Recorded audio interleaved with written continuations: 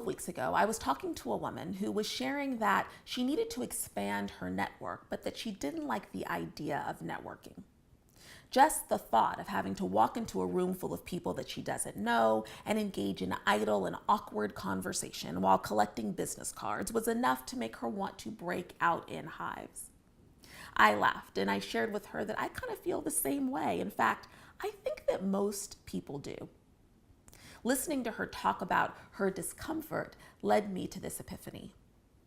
Curiosity is at the heart of human connection. I've had to manage my own struggles with networking, especially as someone who's an introvert. I derive energy from being all by myself. It's not that I'm not interested in other people. To the contrary, I'm obsessed with women's stories. It's just that I find the format of most events unconducive to getting to know people in a genuine way.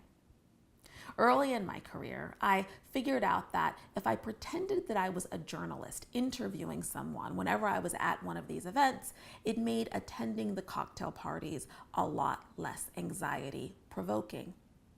I developed a set of questions that I would ask people in order to get them talking, but also to help to get to know them in a more meaningful way.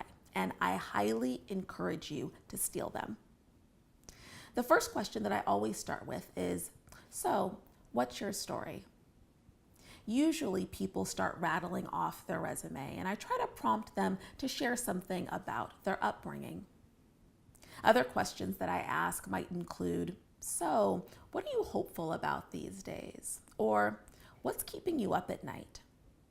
One of my favorite questions is, okay, so if the current you went back in time and gave advice to a past self, what period of your life would you go back to, and what would you say? The key to this questioning is to do it with such a cadence and in quick succession, such that the person just keeps on talking.